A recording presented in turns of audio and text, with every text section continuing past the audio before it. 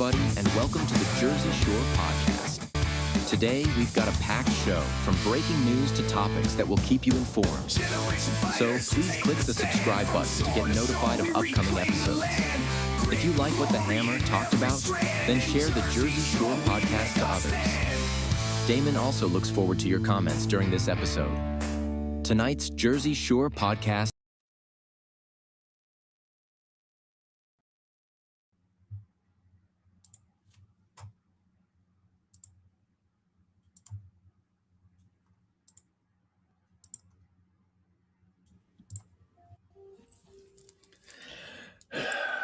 Hey everybody, this is it is Jersey Shore, and I am not Damon Galdo. He is busy out getting signatures for his run for Congress in Jersey, which is weird because in Maryland we don't have to get signatures to run. We just run. You go to the election board, fill out the paperwork, and pay your money, and you can run. So it's kind of weird that y'all have to do that in New Jersey, but it is New Jersey. So there's that.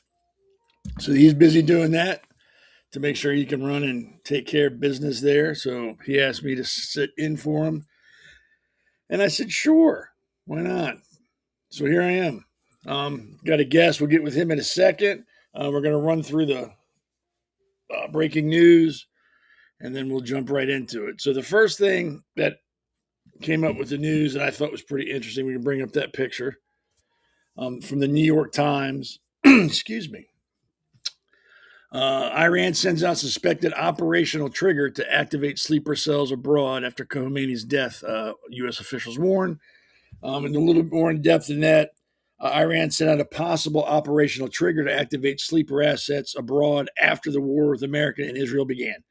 The coded signal was sent out following the death of the supreme leader with a message appearing to hold instructions for covert operatives and sleeper assets.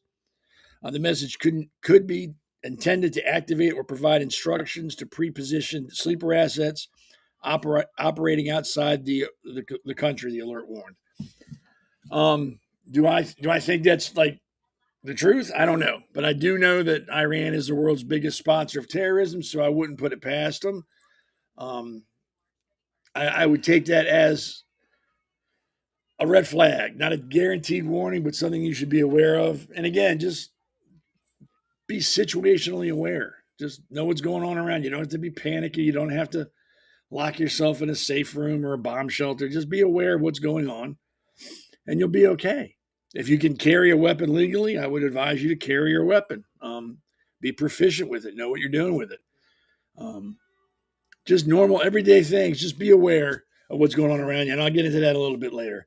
What we have next is some actual video from Iranian TV, showing the supreme leaders as they were picked and kind of giving their little spiel. Again, this is exclusive to us. We had to go through a lot of crap and red tape to get this for you. So we're going to go ahead and play it and let you watch it, and you can see what we're dealing with over in Iran. The assassination of the Supreme Leader of the Islamic Republic of Iran is a great crime. As the new Ayatollah of the Islamic Republic of Iran, I pledge that this atrocity will not go unanswered. With all our strength and determination, we will make the perpetrators of this crime regret the dawn.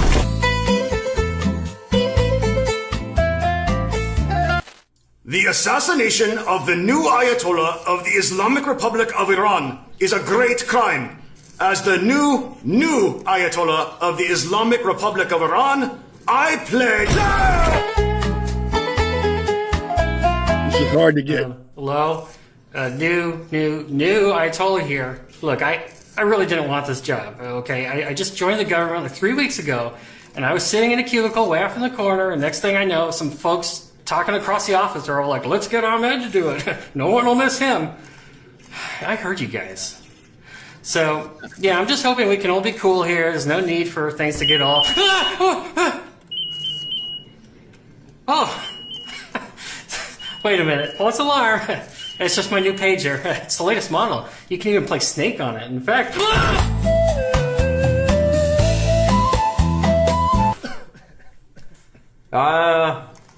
So I'm the new Ayatollah, and I know the drill.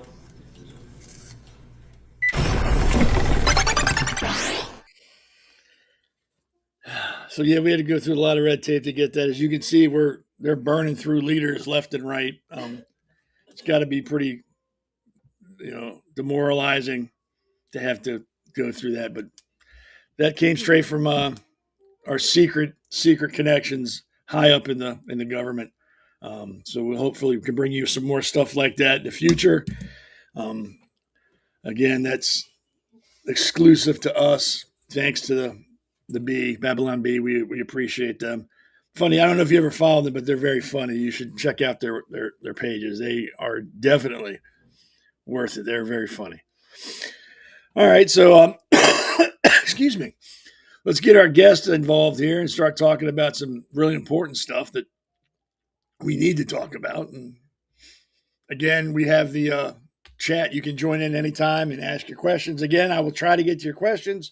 Sometimes I don't get to them. It's not that I'm ignoring them. I'm just not paying attention, and I apologize for that. But feel free to post some questions up there. I'll try to get to them, or comments, or a recipe for banana bread. Whatever you want to put up there, you can put up there. That would be awesome, and I will try to get to it. So let's bring our guest on in here. We'll have him introduce himself. He's been on before. This is your second time on the show, right? You've been on here 2 times now. Yes, 2 times, yeah. So just go ahead and give a little spiel about yourself in case people haven't seen you before. All right, well, hello, everybody, again. My name is Engles. I am a volunteer and an intern for the New Jersey Republican Party. I worked on Jack Ciattarelli's campaign, and right now I'm working on Damon Goldo's campaign for Congress. So we're hoping that he's going to win. He's actually currently in Camden County right now getting signatures. So we hope that he'll do well over there. So, thank you for having me again, Seth. How's his campaign going? You would know more than I would. How's it grinding on? Well, I actually don't know. What were you doing when you were 15? Me? Getting in trouble. That's just me, though. All right, fair enough. Well, we're doing great. We got the campaign infrastructure ready. Damon's going to be getting some, he already got the endorsements from all 3 counties, so we don't have to deal with that. Right now, we don't have any competition, so it's pretty hard to lose. That's a good thing, though. Pretty hard to lose when you don't have any competition. So we're not really focusing on the primary. Obviously, we're going to win the primary, so we're just focusing on beating Donald Norcross and getting ready for the general election. So that's our main concern right now. As for the primary, I think that'll just show how many Republicans we can get out to vote, how many people are ready and prepared to vote for Damon Goldo in the general election, and how many people we can turn out to vote. That's the main thing for the primary. I mean, I've been through a few elections in my short time on this planet, and I have noticed, and I don't know why. I really don't know why Republicans don't really show up. They don't. And I've never figured out why. And I hope that changes. That needs to change. I think it's just that, I think that it's sometimes it's difficult to turn out for a Republican, sometimes. Not all the time. Sometimes it's much more harder to turn out for a Democrat than it is to turn out for a Republican. So, every party has its ups and downs. Every candidate has its ups and downs. It's just a matter of getting people out to vote, getting people engaged. Yeah. Because, this is our country. And if we're not prepared to get involved and do what's necessary to help our country out, it's very difficult to move as a nation if we can't get that very basic thing out of the way, which is getting involved, going out to vote, and contributing to your country. I don't mean to wipe my nose in front of you, but yeah, it's fine. It's running like a marathon race. And he's running against what's the guy's name again? Fredo? Donald, what? Damon calls him Fredo? No, his name is Donald Norcross. Fredo from The Godfathers. I'm smart like everybody. Oh, yeah, no. Yeah, believe me. He's like a mafia boss. Damon told me that the other day, and I couldn't stop laughing about it. Yeah. But then again, that's kind of an old reference. So when he says it, I'm sure, like you, most people go, "Who? Who's Fredo? What the hell?" Yeah, Damon's old. He's old. Yeah, a little bit. I think he I'm might be older younger than than him. my dad. I'm older than him. I think I got shirts older than Damon, actually. Really? Yeah, I'm pretty sure I do. Wow. I wear shoes older Wow. than him. So the first segment we're going to get into kind of covers a lot. We're going to go and talk about Iran. We have a picture. I think it was the other night when we sent them some loving. I'll show that picture. I believe this is when we missiled the refinery the other night and did some heavy damage. Anytime you hit fuel depots, ammo depots, military sites, it's damaging. No matter what the enemy tells you, oh no, it's not a big deal. That's fine. That didn't bother us. It bothered them. That's fuel. Yeah. Did you see the reports of the black rain that were apparently falling, I think today, from the explosions and the smoke? I did actually, yeah, I did. It's this is really proving to them that the war that they're waging, it's not turning out well for them. The only strategic asset that they have currently is the Strait of Hormuz. Yes. And that is only threatening Russia and China's oil supply because we have enough oil here domestically. We actually provide most of the oil to Europe, if I'm aware. So strategically, we're okay with the Strait of Hormuz closing. The only powers that are not okay with that is China, which gets most of its oil from Iran, actually, and uses the Strait of Hormuz, which they're now threatening to close as a bargaining chip, I guess, against the United States. They're saying, if you don't stop your war, Mr. Uncle Sam, if you don't stop your war, we're gonna cut off your oil, and it's gonna be like 1979 all over again. But the difference is that in 1979 we didn't have such a large oil capacity within the United States domestically. Now we have the pipelines going to Alaska. We have the pipelines in the West Coast. So we have a much larger domestic oil and fuel capacity than we did in 1979. That's why, when the Islamic Republic came to power, they were able to threaten the United States with oil prices, and that's why the oil prices and the gas prices, they rose so high during the 1970s. But now they don't have that threat anymore. The real threat is not towards the United States with closing the Strait of Hormuz, but it's against China and Russia. So it's very clear that either China or Russia, one of those two countries, they're going to get involved, but they're not going to get involved on the side of Iran. They're probably going to convince Iran to mediate because they need their oil. They really need their oil because that's how they fund their military. That's how they fund their factories. That's how they fund their economy. So, pretty soon we're going to start seeing countries like Russia, like China, start coming to Iran and saying, Iran, you got to get to the bargaining table because this can't last forever. You can't just blockade the entire world forever. It's just not going to happen unless you want every single country to invade you. And I think another thing that Iran's not thinking about, and I'm not trying to say I'm in their heads or anything, their Navy is nothing compared to the U.S. Navy. Absolutely. I don't think. I think the biggest thing they had was the drone aircraft carrier, and that's unusable now. We've damaged that to beyond, I think, repair at this point. Yeah. So I think most of this is saber rattling and posturing. Like, we're going to do this. I think if push comes to shove, and we just send in like an Aegis missile destroyer into that strait, they're going to back off. They'll have no choice. Yeah. So I think they're just posturing, trying to let everybody think, hey, they're not bothering us. You can't do anything. We're Iran. We're going to fight back and win. You can't. We are the most awesome military on the face of the planet, whether you like that or not, whether you think it's a waste of money or not. It's a fact. We have the most technologically advanced military in the world. I mean, and we proved it in Venezuela with sound weapons and stuff like that. So yeah, they're going to do it. I think, like you said, either they're going to see the U.S. Navy rolling in and go, okay, we need to back down, or it's either going to be Russia or China going, look, you can't do this. You're affecting us now. This is not just America you're screwing over. You're doing it to us, and we can't have that now. It'll be either or. Yeah. And just so everybody can see, I found some pictures of there's two aircraft carriers on station. That's the Abraham Lincoln and the Gerald, USS Ford, which is the largest aircraft carrier in the world. I think it's like almost 2,000 feet long. It displaces about 100 tons of water. So let's bring up the first one. I think the first one is the Lincoln. Yeah, that's the USS Lincoln. It's still a Nimitz class carrier, which means it's larger than it has been in the past, but not quite as large as the Ford. So that's the Nimitz. That's on station. I think they're in the Gulf right now. Lincoln's in the Gulf. The next one is the USS Ford. They're on station in the Med, so they're a little bit closer. That is the largest aircraft carrier in the world. It has when it's fully has a full accompaniment of crew members. It has 4,500 plus personnel. Carries 75 plus aircraft.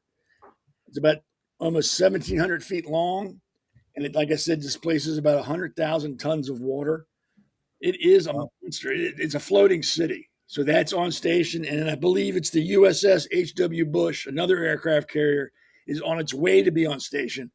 And normally they don't have two aircraft carriers this close in the same area because it's not tactically sound. You don't want your biggest, most important ships that close together.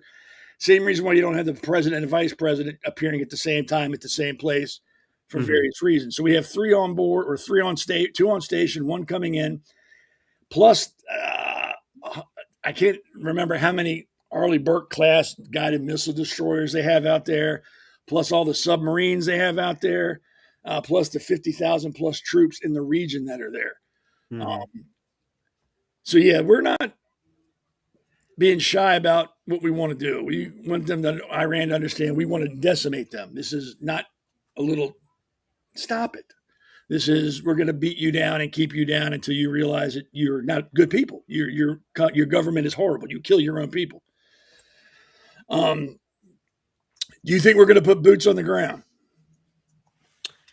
Concerning boots on the ground, well, I think that this administration is going to end up having to put boots on the ground because, and I do not think that that's a good thing at all. But unfortunately, I think that that's what's going to happen because the Trump administration made it clear that their goal in this war, it's not just to threaten them, get them, like just go in and get out, like what we did in Venezuela or what happened during Desert Storm. The goal of this administration is to do a regime change in Iran. So you cannot do a regime change in Iran without putting boots on the ground. It's just impossible. If we were just using naval and aircraft, we would not be able. We can't just bomb them into doing a regime change. It doesn't matter how many officials we bomb. It doesn't matter how many major cities we bomb, how many military assets. You cannot do a regime change unless you have the military there occupying their capital city, occupying every single part of the country. So unfortunately, it seems like they're going to do a boots on the ground operation, which is what we don't want to see at all. No. And I think it's been made even clearer by the appointment of the new Ayatollah of Iran, Mojtaba Khomeini, who was chosen by their so-called Council of the Wise. So I'm not sure how wise they could be, but Mojtaba Khomeini is known for being a very hawkish figure within Iran government, and he's very hawkish on the war. He's a very clerical, very staunch opponent of the United States. So he has made it clear, essentially, that they're going to continue the fight. And what they did, if they had picked like a moderate or a reformist, that would have been the olive branch that the U.S. government would have needed to say, okay, maybe they're going to come to the negotiating table. Maybe we'll get a deal struck by perhaps May or by June or by July, by sometime then. But by choosing a hardliner to join to become the next leader of Iran, they're basically saying, that we're going to fight this until the end. If you want to win, you're going to have to kill us all. That's what they're saying, essentially. Damon, can you bring up his picture? I think I put it out of order. The Khomeini.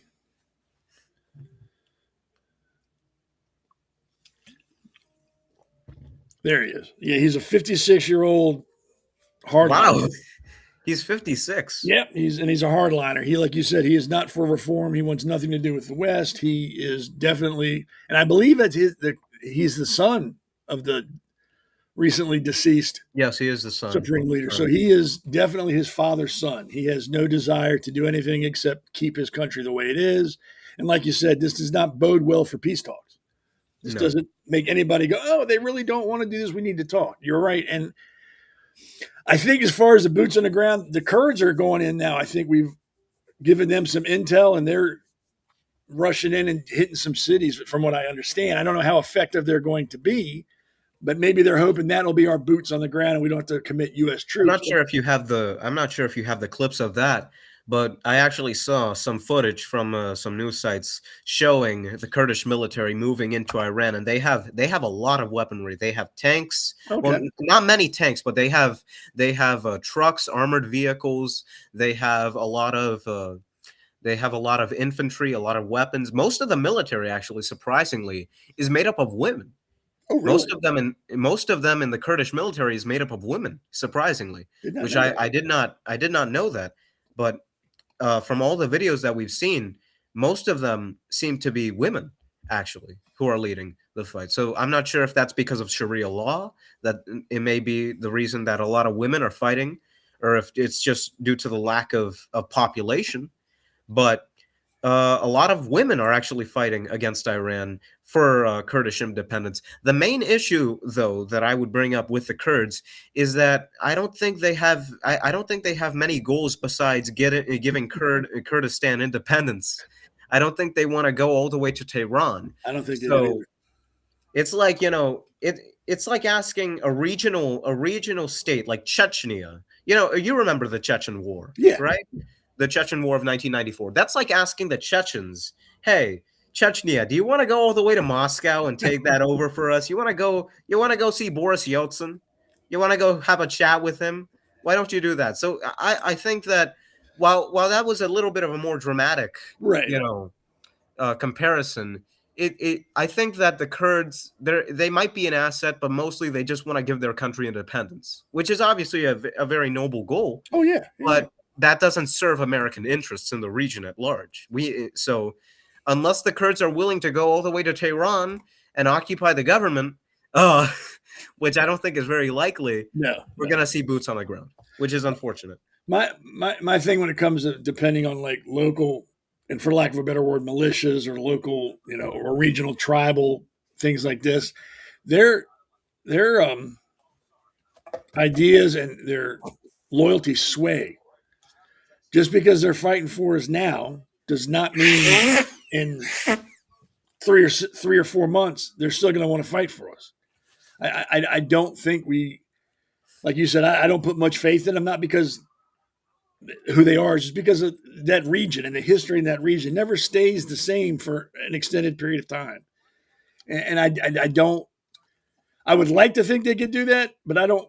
Like you said, I don't think they can do it, or they don't have the will to go all the way to Tehran.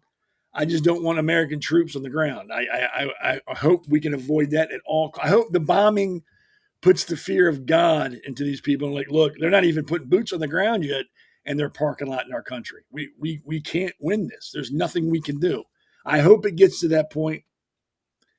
I don't know, but they're religious zealots, so they can justify anything they do in their head and say, well, Allah wills it, and we all have to sacrifice a family member to beat the great Satan. So I don't know. Yeah. It doesn't go that way. And then there was another picture of the Strait of Hormuz we kind of talked about a little bit. I think that's probably why the Bush carriers coming out. We're probably going to park that within range just to put the fear of God in Iran. Because again, you got Grandpa with a shotgun in his canoe claiming to be the Iranian Navy, and then you got a super aircraft carrier rolling up on you. It's intimidating. I was on an LPH, which is a midget aircraft carrier. We carried helicopters, and we were an amphibious assault craft, so we carried Marines. I never saw a ship in another country as big as ours, and we were smaller than an aircraft carrier. So I can't imagine rolling up to Iran in a super aircraft carrier and them not wetting their pants. Just like that's a floating city with 75 warplanes on it. We don't even have a ship half that size. And they've got 40 ships around it. What are we doing? Why are we here? They're going to end us. And I hope cooler heads prevail. I really hope someone in Iran finally goes, look, we can't compete. We can't, no matter what. There's nothing we can do. War is never good. And I know this is not a war yet. I know it's just an action, and that's fine. Well, yeah. It's not going to go the way I think everybody's thinking it's going to go, unfortunately, which is sad. And another sad thing is the neighbors of Iran are paying for it. They're attacking them, and they're not even involved.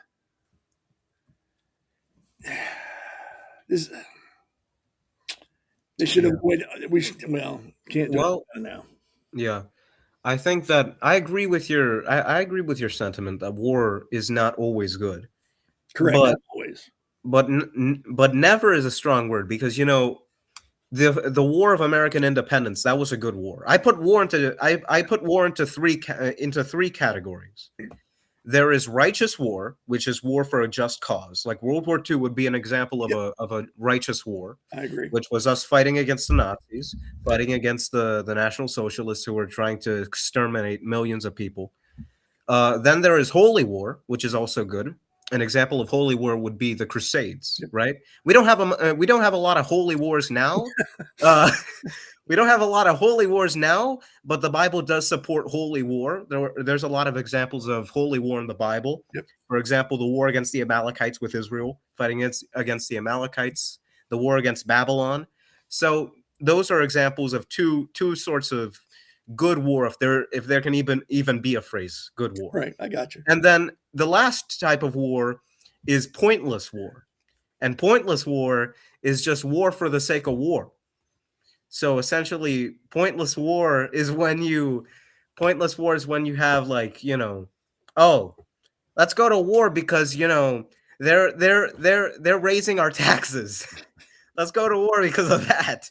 Or let's go to war because this ambassador called me a bad word. No, I firmly believe sometimes violence is the answer. I do believe that sometimes. Yeah. So those are the three types of war in my book. No, I agree with that. I do. And I think that this war is kind of in between. It's in between a just war and a useless war, because on one side of the argument you have, obviously the Iranian regime is evil and they're doing horrible things to their people and they need to get destroyed. But also, it's obviously not a good idea to be getting into another war in the Middle East. Yeah. So that's my thoughts on it. Yeah, Middle East wars tend to drag on. They don't. Yeah, they take a while. Yeah, they never end. They kind of just okay, we're done. We're leaving. And also, by the way, one more thing on Kurdistan. We need to be very careful with the Kurds because, as you know, during the Soviet Afghanistan war, we were supporting the Taliban. We were actually supporting the Taliban. And 20 years later, now you see where they are. They're attacking Americans. I was about to say they went for the Twin Towers, but no, that was Al-Qaeda.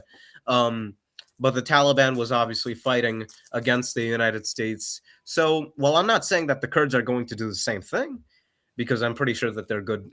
They're good people, hopefully.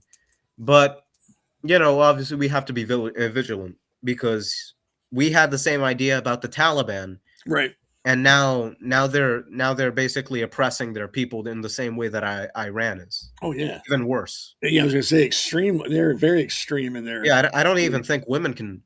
I think it's illegal for women to sing in public in Afghanistan. They can't go to school. They can't own. They can't work. They can't do anything there. At least I think in Iran they can be in public, and I think they can work. I'm not sure, but yeah, they're very extreme in their beliefs, and I'm not sure if this is completely true or if this was just a joke, but my mom told me that apparently in those very fundamentalist Islamic countries that the woman can be exchanged for 5 goats. The daughter. And they have an entire exchange rate. So like 3 cows equals one daughter, but 5 goats will give you 1 daughter. I don't know if that's true. I wouldn't be surprised. I'm not sure if that's true, but that's just what I've heard.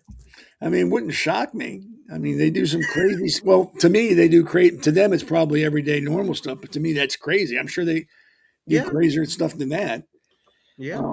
So yeah, I hope we can avoid boots on the ground. I hope we can avoid that because we both have just said this is not going to end in 6 weeks if we put boots on the ground. This is going to be a long, drawn out.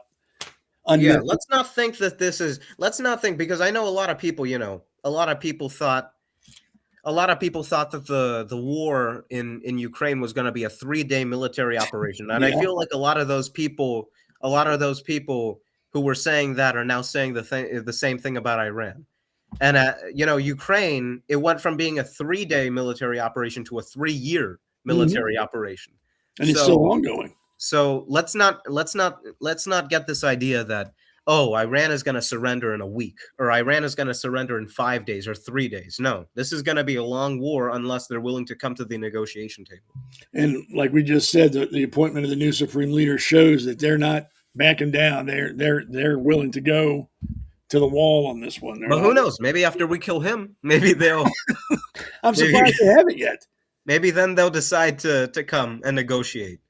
And if anybody who's listening has any other questions about the war in Iran and how it should go, please feel free to get on Facebook. There are 25 million generals on Facebook that will gladly explain to you the military tactical mission that we should be doing and how it should go and how they would do it if they were in charge.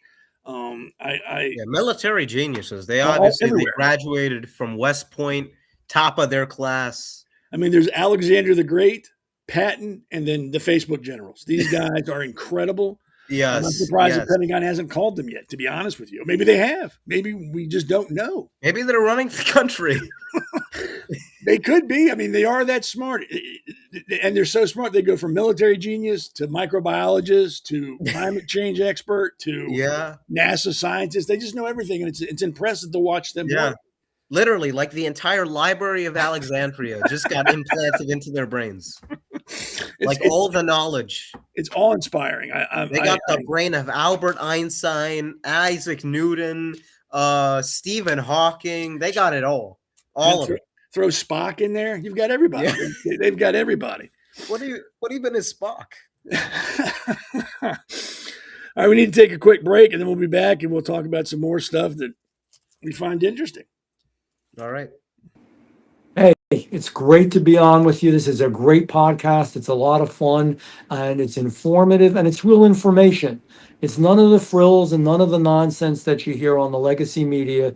Just telling the story of what's happening right now. It's what I do with my newsletter that I get out to anybody who wants to see it. It's what you're doing with this podcast. America needs to know what the real deal is, and you're the real deal.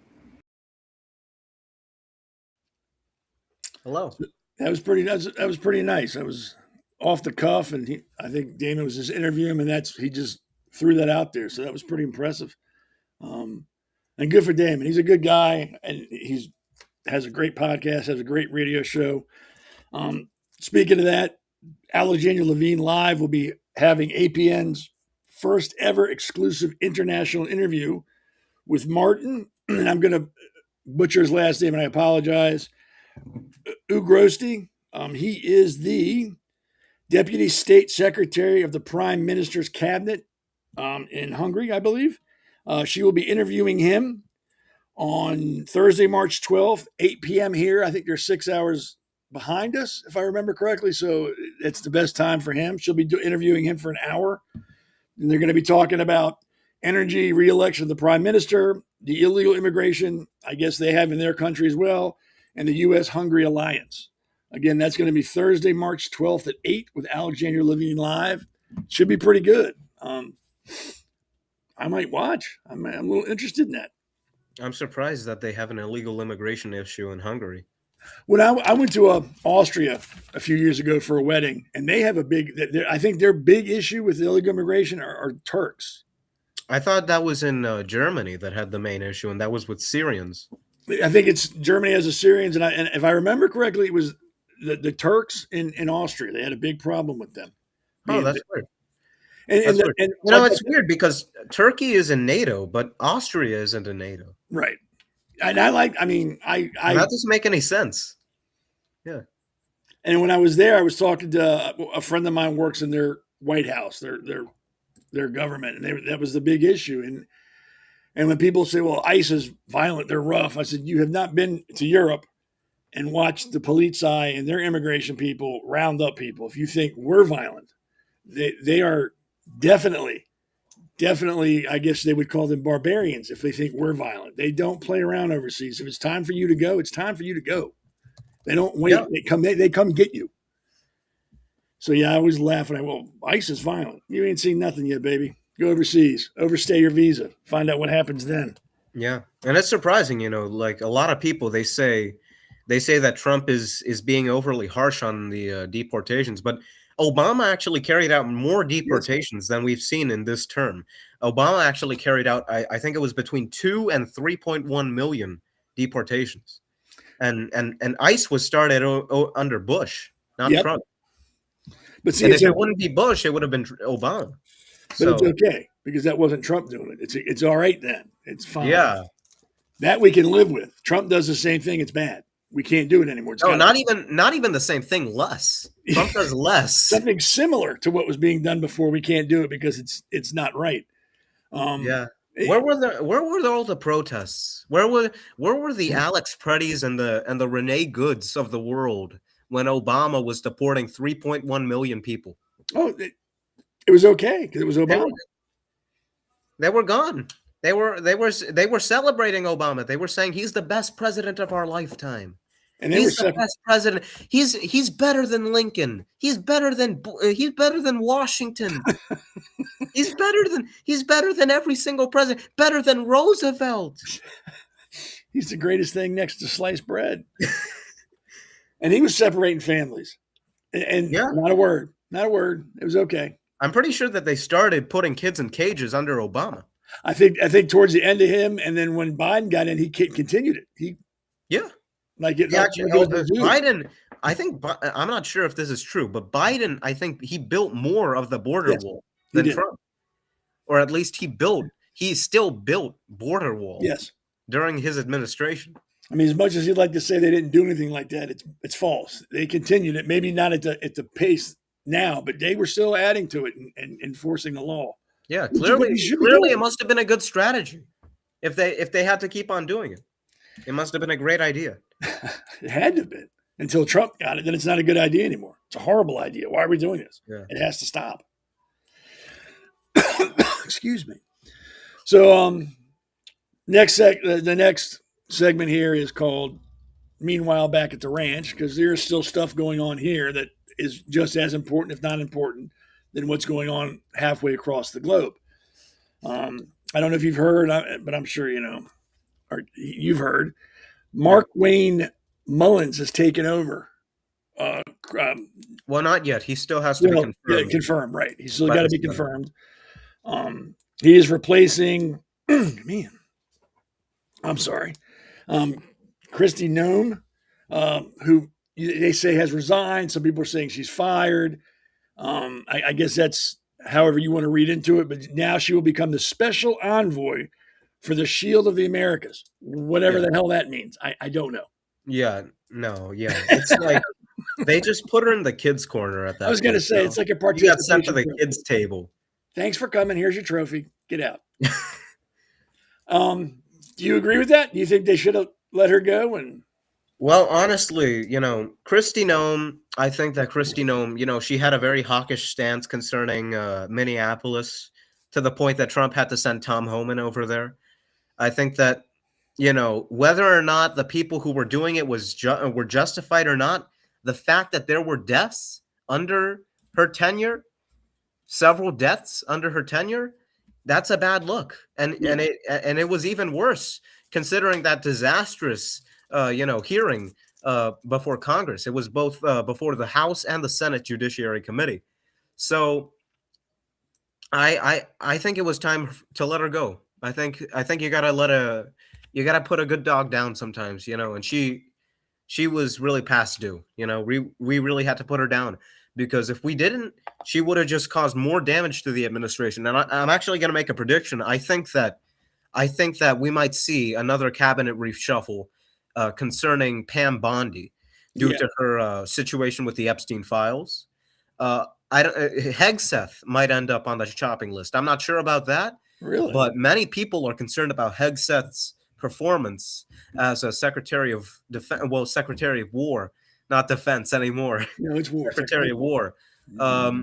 But I think Pam Bondi might be on the chopping list. Maybe not. Maybe it won't happen even this year. Maybe not in the next few days. But she's definitely going to have to, reel it in a little bit, because the situation with the Epstein files, that's just really hurting her reputation, hurting the White House's reputation, hurting the president's administration in general. Yeah. I think that the Secretary Noam, she had to go. That's it.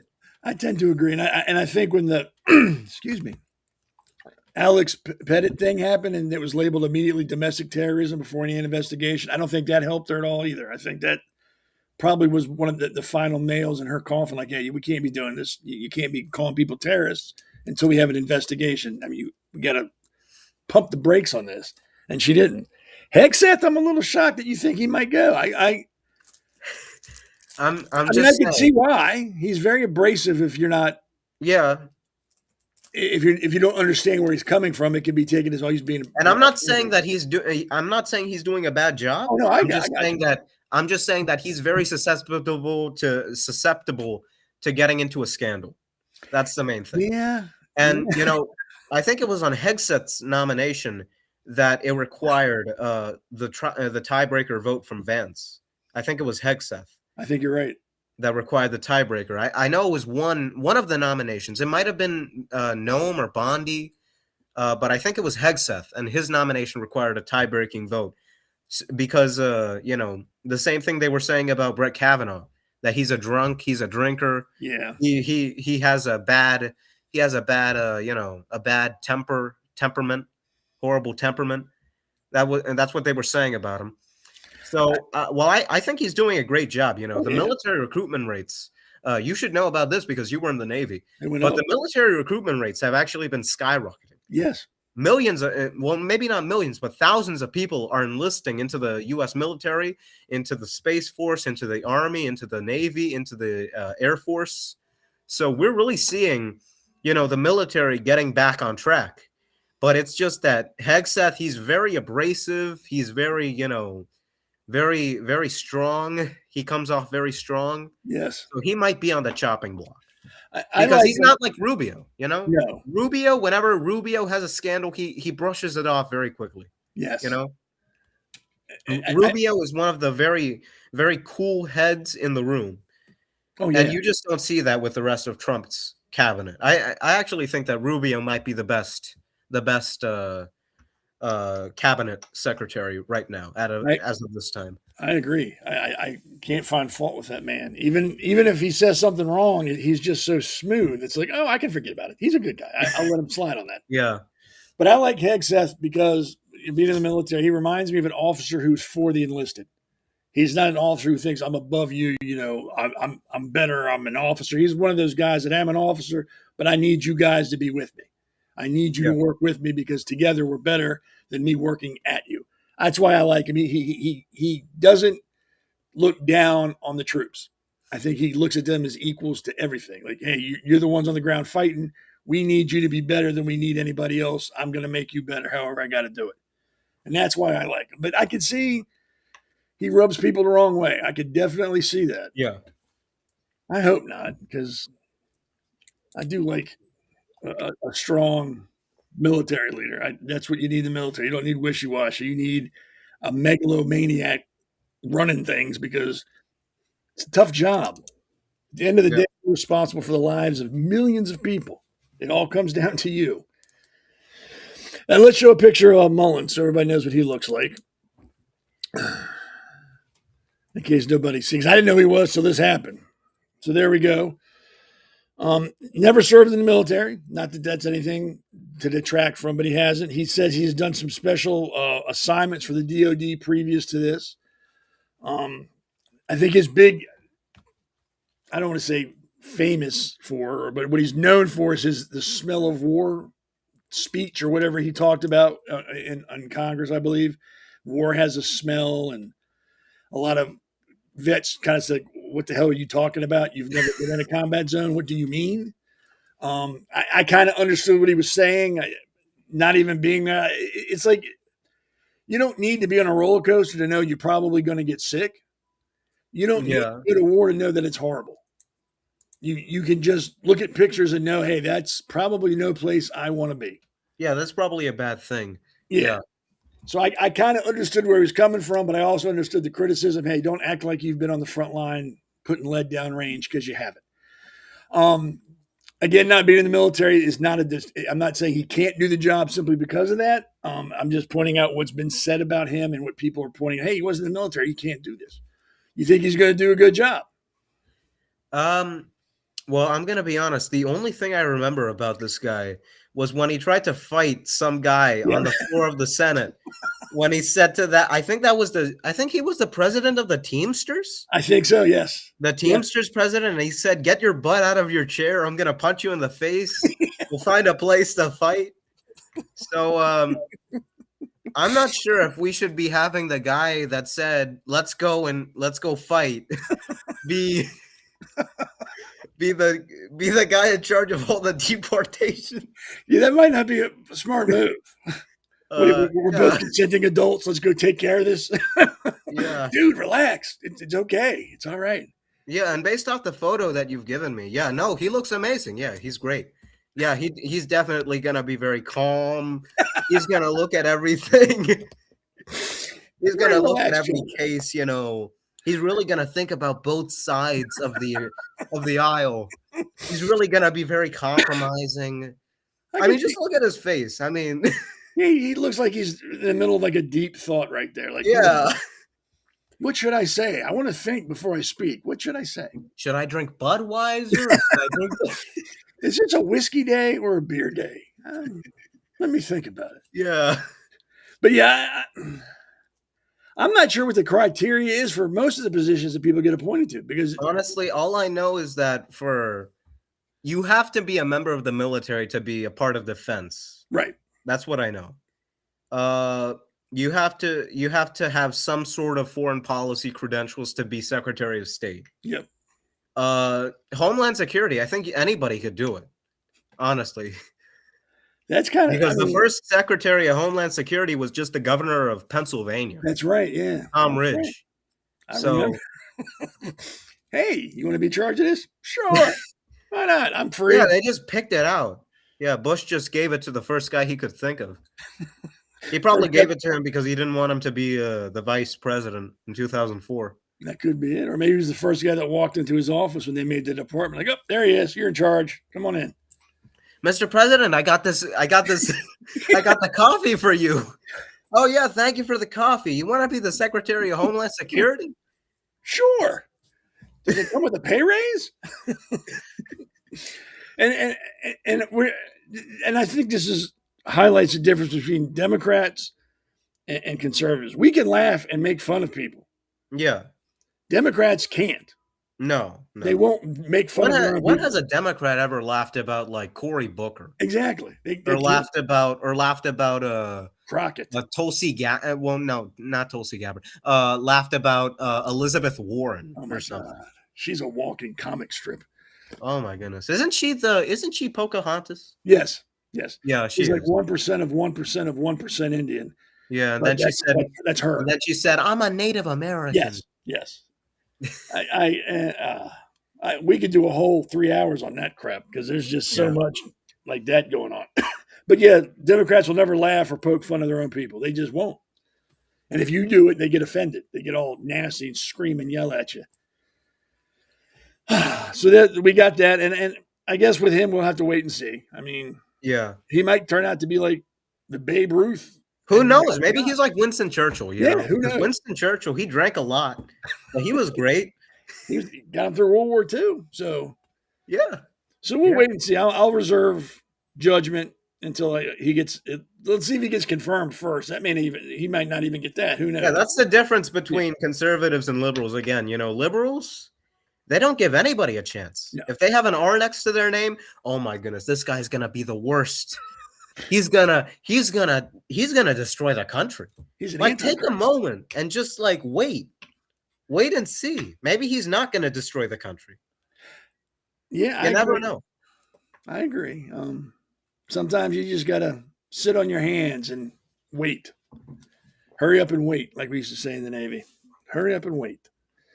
So the next thing we'll talk about is it happened at Gracie Mansion over this weekend. I got the notes here. Let me get this pulled up. Two gentlemen, and I use the term very loosely. Amir Balat and Ibrahim Kayumi are being held without bail after they threw two improvised explosive devices that were apparently filled with nails, bolts, and nuts towards police officers in the crowd that were doing an anti-Palestine protest, or anti-Muslim protest. I think it was Jake Shields. Is that his name? He was having a big rally. I think it's Jake. I don't know. I'm gonna be honest. All I know is he was at January 6th, which also happens to be my birthday. Happy birthday. Late. Well, no, early. How January do you want to look at it? Yeah, it's March. So early. Late. Early. Yeah.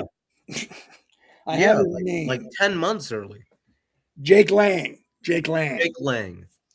Was having a one of his rallies there, and these two people who've already said they were inspired by ISIS decided to try to hurt people because Islam, the religion of peace, that's how they react to any slight that happens to them.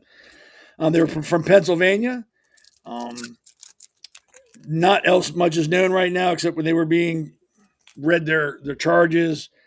Kayumi blurted out he was being arrested Saturday, that ISIS is the reason I did what I did. He is 18. He also told authorities later that he had pledged allegiance to the extremist group, and his cohort Kayumi, or I can't pronounce it, the other guy, 19, asserted that he was affiliated with the Islamic State group. I'm not, and they're both natural citizens. Their parents have been here for years, so I don't know how much truth there is to that. I don't know if they're just saying it because they want to try to impress somebody or scare people. I don't know. Maybe they're trying to get maybe they're trying to get the Trump administration to back off Iran. Could be. And in that picture here, we see that it was a fuse bomb. He lit it and threw it. Thank God it didn't go off. I think there was two they put out that didn't go off, so that's good. And this may be harsh, but I don't care. My question is, the police officers there, why didn't they shoot him? Yeah, they should have shot him 50 times. Yeah. I mean, that's a bomb. He obviously has a bomb and he lit it. Yeah. Why didn't you put bullets in him? Yeah, shoot him 10 times. I think that there's a lot that you can say about the police department and their conduct. Not because, whenever there's a critique about the police conduct, it's always about, the police, they use excessive force. Yes. But in this situation, they didn't use enough force. You got a guy throwing a bomb at you, a grenade, essentially. Yeah. And you don't shoot him in the head? I don't understand that. I think what it is like you just said, every time the cops act, they go, you're over aggressive, we're going to sue you, you're going to lose your job. I think now when things like this happen, they pause. Am I going to get in trouble? Mm-hmm. Should I do this? I don't want to go to jail. I don't want to get in trouble. I think the Democrat society in this country has put the police in a position where now they have to second guess themselves. Yeah, and New York City is run by Zoran Mamdani. Yep. So obviously he put in a lot of reforms to the police department, and we're seeing the effects of that. But I think that concerning that person, a lot of people are actually saying that it was like a false flag operation meant to just justify a war in Iran, continuing the war, which obviously to those people, I mean, those are going to be the same people that say, those are the same people that say that like the Twin Towers falling down, that was a justification, that was a false flag by the Bush administration to go Right. into Iraq. It's just, I really don't buy that. And I don't know how anybody can. Yeah. Well, people believe what they want to believe. And if you're predispositioned to think that, whatever you hear that backs up your thought, you're going to believe, regardless of who says it or how outlandish it may be. You agree with that, so that must be the truth. We just got a question for you. I just saw, put it up there. Should we implement restrictions on Muslim immigration? Well, I think we already did, right? Didn't we do that in 2017 with the Muslim ban? Yes.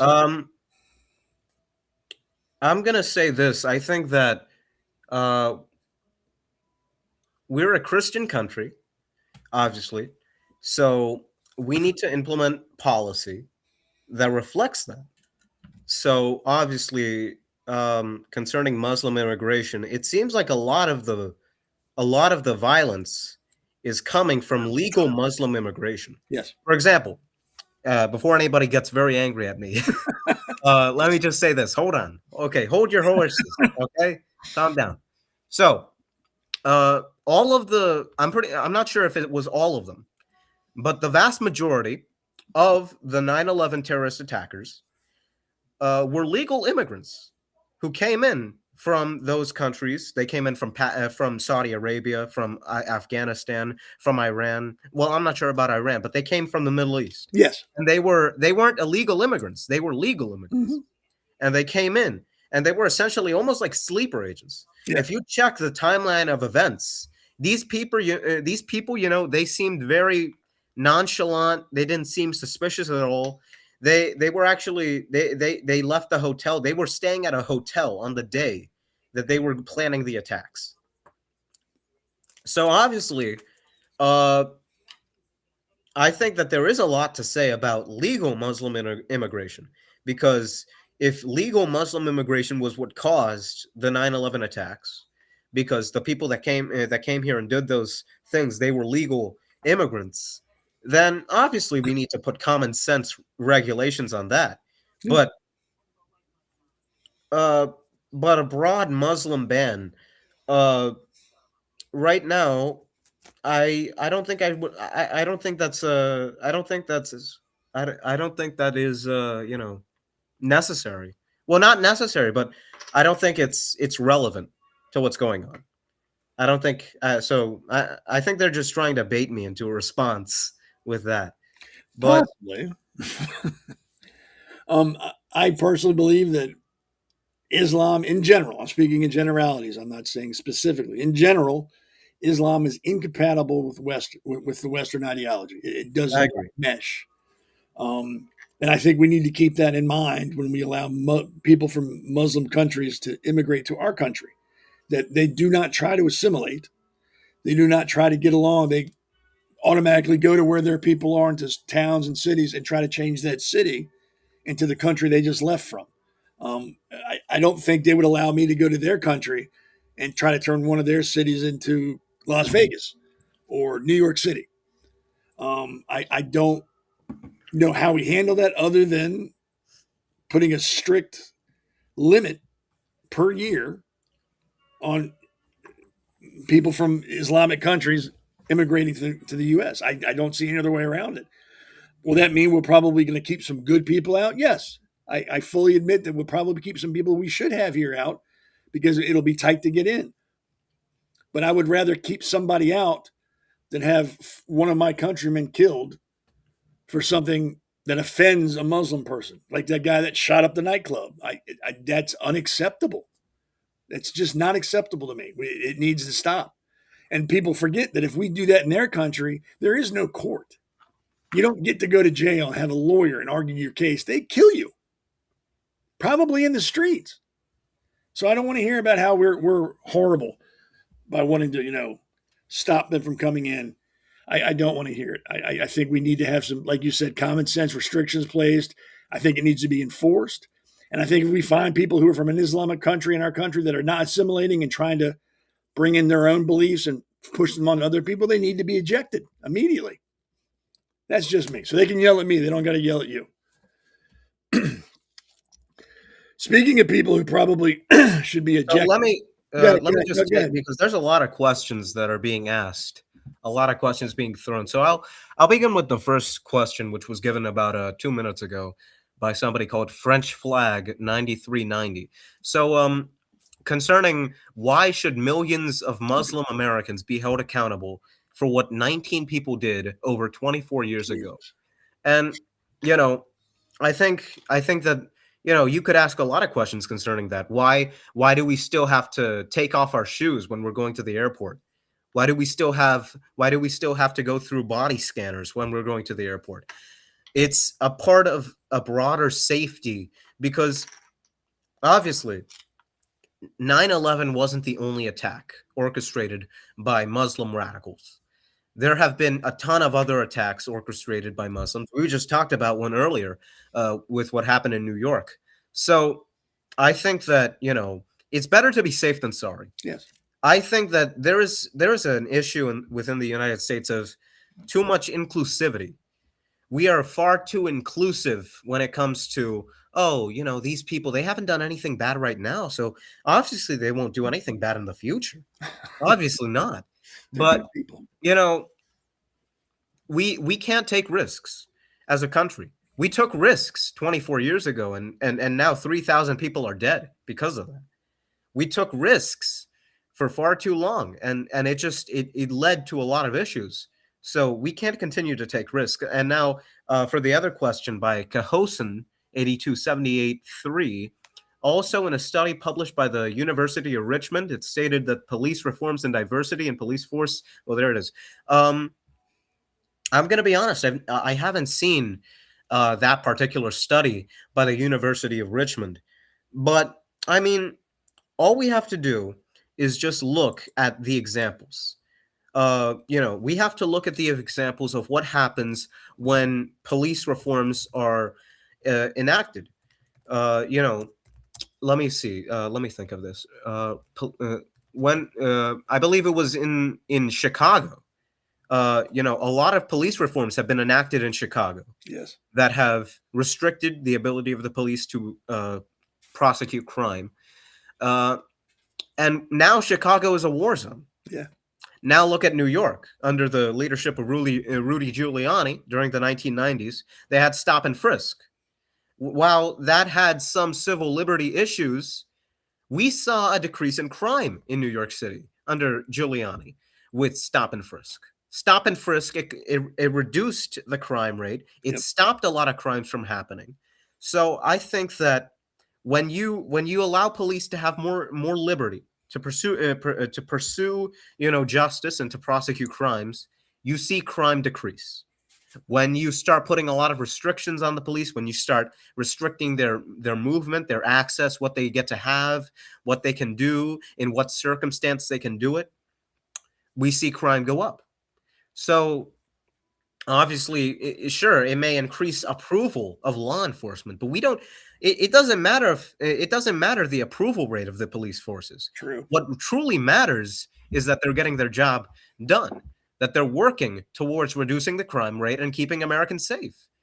So I wouldn't look at a study from the University of Richmond saying that the approval of the police forces was increased by reforms and diversity in the police force. I would rather look at a study talking about the crime rate, if the crime rate went up or down, considering that. So I think that's a faulty study.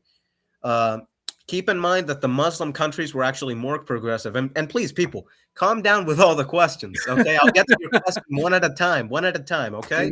So keep in mind that the Muslim countries were actually more progressive at one point in history, while Europe was suffering from rights being stripped.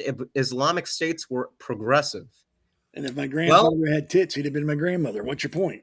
Maybe they were progressive like in the 1100s, but they're not progressive now. That's like saying, at one point in history, we had segregation. Do we have segregation now? No, we don't have segregation now. So what's your point with that? That doesn't make any sense. Yeah. They had an education system as well as a lot. That's the same question. That's the same thing. I don't care what happened 500 years ago. Yeah. I care what's happening right now in my country. Name a single place in America where Muslims has forced their belief on people. What about that place in Michigan? What's it called? Dearborn. I'm Dearborn. sorry? Dearborn. Dearborn, Michigan. Exactly. Dearborn, Michigan. A lot of restrictions on what you can, on schools over there in Dearborn, Michigan. So obviously we've seen a lot of things with that. So I can name a single place in America where Muslims have forced their beliefs on people, and that's Dearborn, Michigan. Also, American culture was based off foreigners. Hamburgers are German. Fries are Belgian. Oh, my God. Listen, let me tell you a story. So, the United States of America was not born out of nothing. So 500 years ago, there were a bunch of people from Britain, and they came on a boat called the Mayflower, and they came over to America, and they landed in Virginia. And those people weren't originally American. So I don't know what you're talking about, that American culture is based off foreigners, because American culture is based off European culture, and that's not a foreign culture. That's not a foreign culture. If we're going based off that logic, let's go back all the way to, what was the first civilization? Let's think about that. The Semitic civilization. Yep. So let's say France. Okay, France. So your culture is based off of your culture. You invented your own culture, but you weren't just originally from France. You came from another place, and then thousands of years ago, your people migrated to France. So, you're actually doing a lot of cultural appropriation, France. So I don't feel good about that, France. You got to stop culturally appropriating your food. So that's a very dumb. Let's see about the next one. You can apply this logic to literally any people group, including white people. In fact, especially white people. Yep. Especially white people. Whitey. What does that mean, though? You can apply this logic to literally any people group. The difference is that this is a foreign people group. Yes. When a foreign people group is a threat, you have more ways to prevent that. For example, let's talk about white on white violence. We've actually seen a lot of white on white violence, but we've also seen black on black violence. We've also seen, immigrant on immigrant violence. So, when we're talking about Muslim violence against Americans, that is something that we can prevent through, our international laws. We can prevent that through, closing the border. We can prevent that through immigration restrictions. We can prevent that through, restricting the amount of inflow from certain countries. It was actually until 1965 with the, I'm not sure which bill it was called, but it was passed by President Johnson in 1965, which allowed a lot more immigrants to come into the country. Until then, we actually didn't have as high of a crime rate concerning foreign immigrants, because we specifically took in immigrants from European countries. So let me find that bill, the 1965 Immigration Act. Yeah. Okay. So the Hart-Celler Act of 1965, also called the Immigration and Nationality Act of 1965, that allowed immigrants to come in from foreign countries, not countries just strictly focused on Europe, but countries from the Middle East, from Asia. And while obviously every bill has its ups and downs, that bill has, that bill can have its positives and its negatives. It's had a lot more negatives because, it's thanks to Hart-Celler that now we see that, the culture of America is being eroded. We see the demographics shifting. We see a lot more people coming into this country than we really should have. Yeah. No wonder we're having an issue with the housing crisis, because we're taking in way more people. We're taking in way more people than we should. And no wonder people can't afford a house now. So I think that, there's a difference between foreign violence and domestic violence. Yeah. We can make restrictions. We can make restrictions for domestic violence, but if we were to take your logic at face value, we would deport everybody. Everybody get out. So, that's really not a good question. All right, let's. We got to jump ahead here and get caught up. We're a little Okay, I'll behind take here. the rest of the question very fast. Crime in Chicago has seen significant historic drops as is 2025, following various reform efforts, with homicide down over 29%, shootings down 35%, and robberies down 36%. Okay. But the thing is that even though the crime is dropping, it's not dropping at a rate, close to. It's still one of the most deadliest cities in the country. Yeah. Just because you're starting to get out of the toilet doesn't mean you're out of it yet. Okay. Thoughts on Burkina Faso? Oh yeah, I have a lot of thoughts based on Burkina Faso. They're one of the greatest African countries. Maybe even better than Egypt. Burkina Faso, what a great country. Okay. Name a single restriction in Dearborn, Michigan.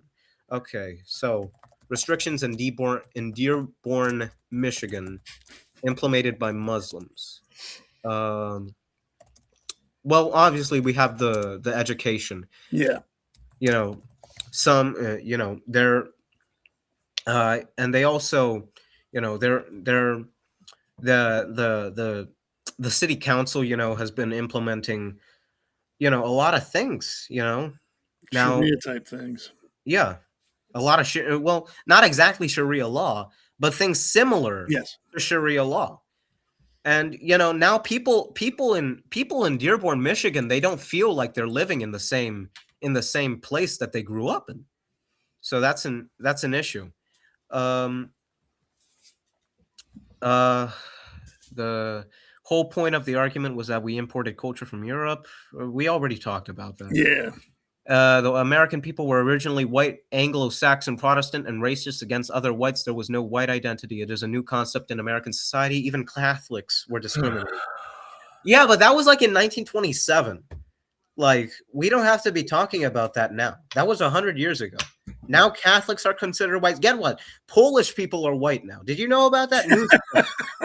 Newsflash. The Polish are white now. The Italians are white now. He must have missed the meeting. So, all right, that's all the questions we're going to take because we got to move on. But thank you for all your questions, everybody. That was a lot to go through. Yeah, I'm sorry if I didn't go through every single question that you were asking, every single intricate detail. I was impressed. You burnt through this pretty quick. I was just gonna pick one and go, "Hey, what about this one?" I'm sure they're gonna find some way to get angry at me. They will. They always do. They always find a way to be offended by something or upset. It's great. I'm glad to see a lot of people are watching the show. Oh, it's nice. Yeah. Damon draws a crowd. He's a good guy. All right. So the next thing we're going to talk about is, I call him Humpty Dumpty, and you're going to see why when we show his picture. That is an egghead. You cannot change my mind. That is an egghead. Wow. His name, if you don't know, is Brian McGinnis. He is a candidate for the Green Party. Senator for the Green Party candidate for Senate in North Carolina. He is more commonly known as this. Let's show the next picture. He was the Marine, and I use that word in quotes, who wore his uniform to a Senate hearing on the war in Iran and literally disrespected and embarrassed that uniform by showing his ass, screaming and yelling. And then what they didn't show on the video is he was asked several times to remain seated and be quiet. When he didn't do that, they said, if you don't do that, you're going to have to leave. And then it went on like, well, sir, now you have to leave. And he refused to leave. When they came over is when they started recording. So there wasn't just all of a sudden the cops rushed the guy and were dragging him out. There was a buildup to that. And people are saying, well, it's his First Amendment right. He's got a First Amendment right to speak. Obviously, you've never been in the military. Once you put that uniform on, you don't have the same rights as a civilian. You have obligations. And you follow a different set of laws in a uniform. It's called the Uniform Code of Military Justice. And you do not have the freedom of speech while you're in that uniform. You are to conduct yourself in a manner becoming of the military branch of which the uniform you have on. He had no right to do what he did. He had no right to say what he said. He is an embarrassment to the Marine Corps and an embarrassment to the military. Anybody who defends him doesn't know what you're talking about. If he had a grievance, there were many avenues he could have taken. He could have testified. He could have written a testimony. He could have asked to speak. He chose to bypass all that because he felt entitled. Because I have a uniform on, I can do and say as I want. No, sir, you cannot. And then he said he broke his arm. No, they didn't break his arm. You broke your arm. They were trying to get you out and you didn't want to leave. You did that to yourself. I don't like when people use a uniform as a prop. And that's exactly what he did. He used that as a prop for his campaign because now he's all on TV. He got what he wanted. And it's disgusting. Men have died wearing that uniform. And he used it as a smoke and mirrors and a magic trick so people would notice him. I can't stand that. What do you think about him? I'll quiet down. I think that you're very passionate about that because, you know, you're a member of the military or a former member. And I wasn't, I actually didn't know about that rule concerning the uniform. I didn't know that you couldn't have your uniform to make a public statement. I didn't know that that wasn't allowed. I think that, you know, he had a grievance, obviously. He could have stated it in a much better way without the uniform. But, you know, he obviously used the uniform to get his message out. His message was, nobody wants to die for Israel. Yep. And hands off Iran. I mean, obviously nobody wants to die for Israel. The only reason that you joined the American army, if you want to die for Israel, you join the IDF. If you want to die for America, you join the U.S. Army. So obviously that's not what anybody wants. And also, you know, he broke his arm in the process. That was shocking. I could hear the crack, and that was brutal. Yeah, it was brutal, but yeah. And I'm surprised he didn't break down crying, honestly, because that's what I would have done if I broke my arm. But, you know, to cut it short, I think that he shouldn't have used the uniform. No. I think that his message was I think his message was okay. I don't think we have to fight for Israel. And I think that, you know, honestly, I don't think we need to put any more attention on this guy as is. No, I hope he fades away into obscurity and people forget who he is. And before we wind up with him, he was charged with 3 counts of aggravated assault on a police officer, 3 counts of resisting arrest, and a misdemeanor charge of obstruction and something else, which I never heard of. So I'll have to look it up, but obstruction. I think 3 of those are felony charges, the assault on a police officer. The rest are misdemeanors, but he's looking at some serious time. And if he's still receiving a pension from the U.S. Marine Corps, they can do something about him, too, for wearing a uniform and making a public political statement. They can hold him accountable according to UCMJ, and I hope they do if he's getting a pension. I agree, yeah. There were so many other ways he could have done this and made his point and been taken seriously. He chose not to, and I can't forgive him for that. I'm going to take one last question because this is actually a very important question. Okay. It was a question taken earlier, and we don't have that much time left, so I'll take it really quickly. What are your opinions on trans people? Oh. Now, don't worry. I think that there's 3 issues when it comes to trans people. One is the personal issue, which that being transgender, it harms you in a way. It harms you very badly. And I'm going to explain that. Thirdly is on a civilizational issue, which is that when we start diluting what it means to be man and what it means to be woman, yep, that destroys society and it leads to generational decay. And the last issue is when it comes to how we determine what transgender means. Is it a mental illness? Is it something else? Is it something in between? I think those are the 3 issues. So first, I'll talk on the personal issue. There have been many studies done concerning this, and in every single study, it has been shown that transgender individuals and homosexual individuals as well, but mostly transgenders, have a much worse quality of life compared to the general population. 40 to 42% of transgenders try to commit suicide. 10 to 20% of homosexuals try to commit suicide. Meanwhile, that's just 4 to 5% for the general population. That is a massive shift. We go from 40 to 5. That is clearly unhealthy. Suicidal thoughts. 81% of the transgender population has suicidal thoughts. That's according to a study by I believe it was Williams University. All of these stats are coming from Williams University, so you can look that up. You can look up that study, and you can see that all my claims are backed up by that study.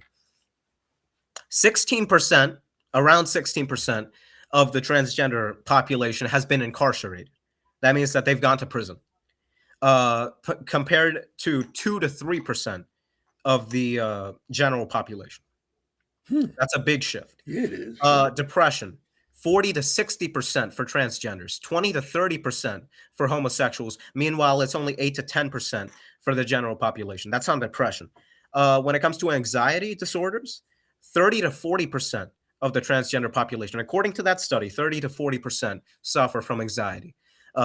25 to 35% of the homosexual population suffers from anxiety, according to that report. Meanwhile, for the general population, it's higher than usual, and that's due to, as a country, we're moving away from Christianity. We're going towards atheism as a society, but it's still 18 to 20%. Severe psychological distress, 35 to 40% for transgenders, 4 to 5% for the general population. So by all metrics, being transgender or being homosexual, it decreases your quality of life. Because it's not ordained by the Bible. It's immoral. It is objectively bad for your mental health. And it is objectively bad for your quality of life, because you're more likely to go to prison, you're more likely to have a mental illness, and you're more likely to have suicidal thoughts. So that's on the personal level. We have 5 minutes left, so let's finish this quickly. On a societal level, I like to call them the three horsemen of destruction. The three horsemen of destruction. That's atheism, Karl Marx. Then you have degeneracy from Alfred Kinsey. And then you have evil, and that's Sigmund Freud. Alfred Kinsey was the person who he's essentially the hero of the transgender community. He was the first person to really look into transgenderism. And one of his worst acts was when he had a small child, and the small child had a botched circumcision, so they had to remove the entire penis. And what Dr. Kinsey did is that Dr. Kinsey ended up going to the family, and he convinced them, because he was a very convincing person. The devil is very slick, that. And Alfred Kinsey, he ended up convincing that family to join his experiment. And that young child was convinced that he was a woman from a very young age. When he ended up being a teenager, he figured out that he was actually a man. And then in his 30s, he ended up killing himself because he couldn't live with that idea. He couldn't live with that fact. And that is the man who essentially pioneered the science of transgenderism. So on a societal level, transgenderism is evil. It came from evil origins. It came from the desire to remove oneself from God, to aspire to be better than God. And it came from the idea, this very postmodernist idea of individuality. And it leads to the destruction of society. It leads to the destruction of society, because when you cannot differentiate between man and woman, that destroys the family structure. Yep. That destroys the structure of society. That destroys the civilizational structure. That destroys the entire structure of the country. It destroys the culture. So that is my personal opposition to homosexuality and transgenderism. I tend to agree. I think a lot, not a lot. There's countries now that are starting to label transgenderism as a mental disorder, like officially. I can't remember what country just did it recently, but they came out and said that it's now will be viewed as a mental disorder and will be treated as such. And I'm not saying we should go out there and discriminate against them. And by the way, remember, to Mr. Cahosen, despite being less than 2% of the population, remember, the percentage of barbarians that sacked Rome was less than the population of the Roman Empire. True. It was much less than the population of the Roman Empire. Remember that. All right, well, we got to wrap this up. We're dangerously close. But I want to thank you for coming on again. I'm sure Damon enjoyed having you come back on the show, even though he's not here. I'm sure he's glad that you're on. I always like having you on, especially tonight. I'm not feeling well, so you can talk. And I was like, yeah, that's good. I'm being sick and being quiet. That's awesome.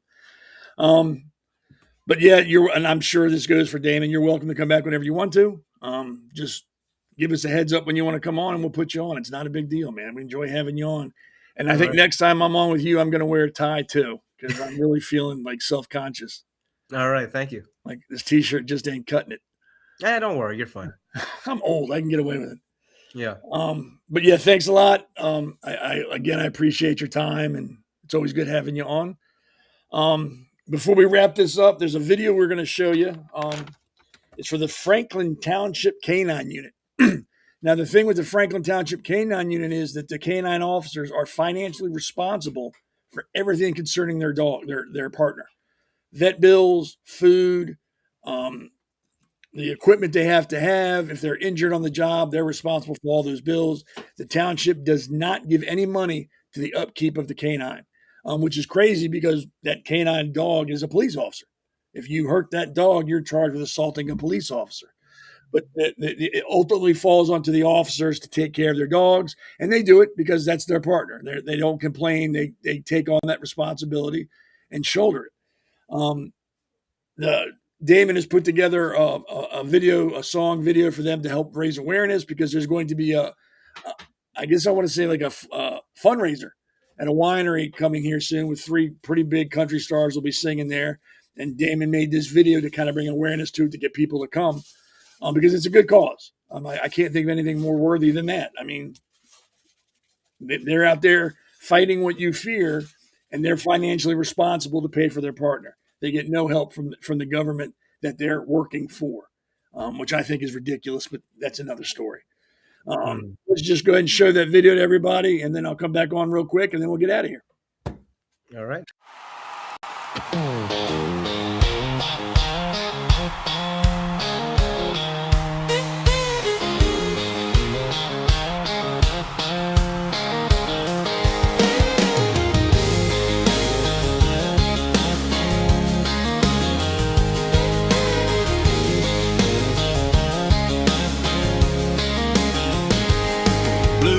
Cut through the Jersey night, another call, another fight, partner riding by his side, poor Paul steady full of pride.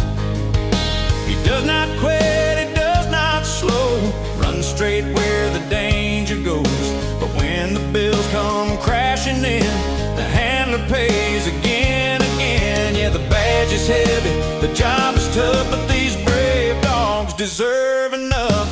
Boots on the ground, paws in the fight, canine heroes working all night. They wear the shield, they hold the line, they give their all every time. If they are officers when danger calls, they should be covered through it all. So we raise our voice and raise this jam for the dogs who always take the stand.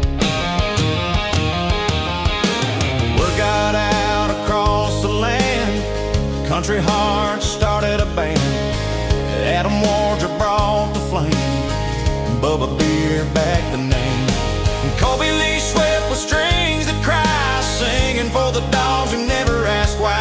Just good men trying to make it right, standing up in the spotlight. Yeah, small town hearts and a country sound, standing up and laying it down. On the ground, paws in the fight, canine heroes working all night. They wear the shield, they hold the line, they give their all every time. If they are officers when danger calls, they should be covered through it all. So we raise our voice and raise this jam for the dogs who always take the stand.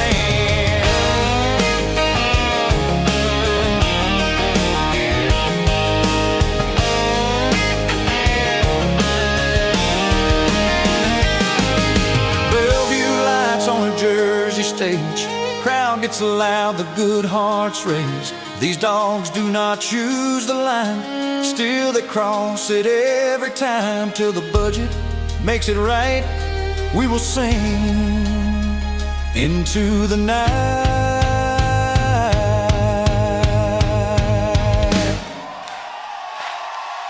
Boots on the ground, paws in the fight. America, hear us loud tonight. Fund the heroes who cannot speak. Stand by the brave who guard our streets until the day the system stands tall. We will not stop, we will not stall. Country strong and back in the blue. K9 heroes, this song is for you. For every handler standing tall, and every dog who gives his all.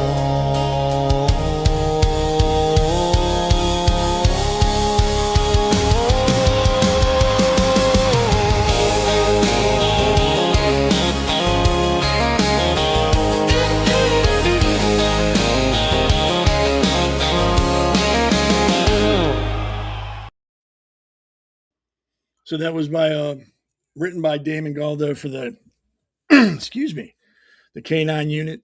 That again is on May 30th at 1 p.m. at the Bellevue Winery in Landisville, New Jersey. It opens at 1 p.m. again. It's probably going to run all day and probably into the evening. And it's for a good cause. If you can get out there and support the K9 officers, I'm sure they would appreciate it. Anything you can give is helpful. $1 to $10,000. They can make use of it. So yeah, I hope y'all can make it out there. I might even drive up there. I drove up there once before. Maybe I'll do it again. I don't know. My father's a retired cop, so I got a soft spot in my heart for police officers anyway. They do a job that not many people could do, and it's a thankless job. So anytime we get to thank them, I try to be part of that. Well, thank you very much. Again, Damon's out there getting some signatures that he needs so he can make Jersey a better place for everybody. So if you see him, sign his petition. And if you can't sign it, find somebody who's in his district and can. I'm not familiar with the rules on that, so I don't know what to tell you. But if you live in his district, you can sign it. If you're Republican, you can. So make sure you're supporting him. And if you can't sign his petition, give him money. Running a campaign is not cheap. It's not cheap at all. He needs all the help he can get. Door knocking, donations, whatever you can do to help him, I'm sure he would appreciate it. He's up against the juggernaut in the liberal, as he refers to lovingly as Fredo. So give him a hand. Damon needs all the help he can get. And also remember, we're going to have that interview with the deputy. I'm sorry, let me read it one more time. The Deputy State Secretary of the Prime Minister's Cabinet. Martin, and his last name, again, if I mispronounce it, I apologize, is Ugrosti. That'll be done by Alexandra on Alexandra Levine Live, Thursday, March 12 at 8 p.m. This channel, Rumble, X, wherever you watch this, you can watch that on there too. It'll be very interesting. And it's our first international interview with a high-ranking member of another government. So try to tune in for that. It'll be really good. Again, I'm Seth Eisenberg from the Conservative Corner. I had fun sitting in. I'm glad our guest was great. Again, he is very smart, and I'm going to have to wear a tie next time because I feel like I live under an overpass and eat out of dumpsters when he shows up in his suit and tie. I feel less than. So I'll have to address that next time I'm on. So everybody have a good evening. Have a good week. Remember Wednesday at 8, The Pulse, same bat time, same bat channel. I will see you then. Everybody have a good evening. Thank you very much. Yeah. This one's for New Jersey. For every working family that's had enough. Name's Damon Galdo. And I'm just getting started.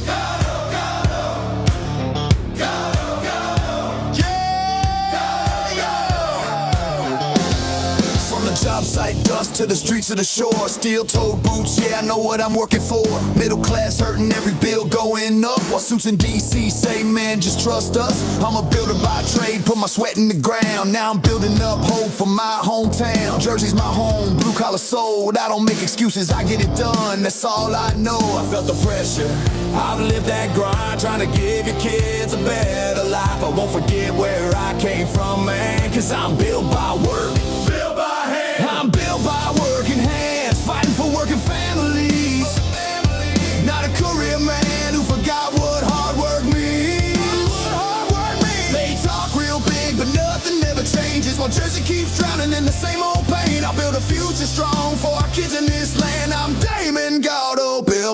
working hands. Yeah. Donald Norcross been there year after year. Same old story while the struggle's still here. Claims he's for workers, but look around town. Rent sky high, grocery bills breaking us down. Where's the relief for the middle class grind? Cause all I see is folks falling behind. I ain't got decades in some DC chair. I got skin in the game, cause my family's here.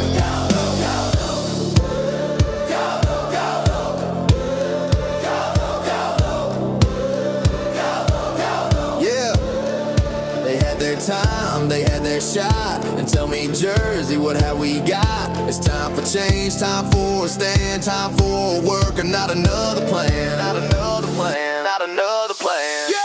I'm built by working hands, fighting for working families. Not some suit who sold you fantasy. We waited long enough, it's time to demand a future built by honest hands. For Jersey strong, for this great land. I'm Damon Gaudo, built by working hands. Yeah, this ain't left, this ain't right.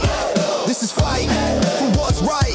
For every mom working double shifts, every dad praying they don't miss.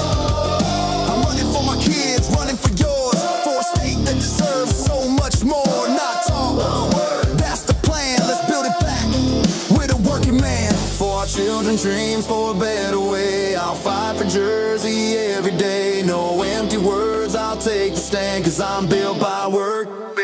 Yeah, I'm built by working hands, fighting for working families. While the old guard keeps playing the same old game.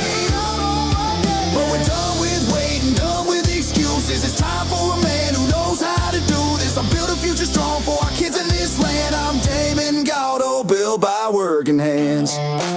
New Jersey 1st District.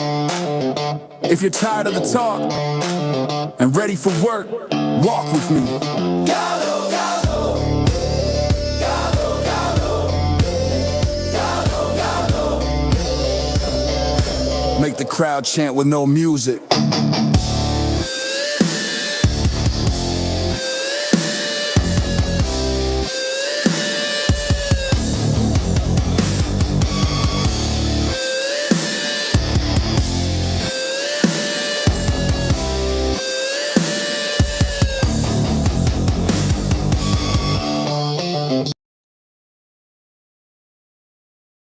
The Hammer thanks you for watching tonight's Jersey Shore podcast. See you at the next packed show, from breaking news to topics that will keep you informed.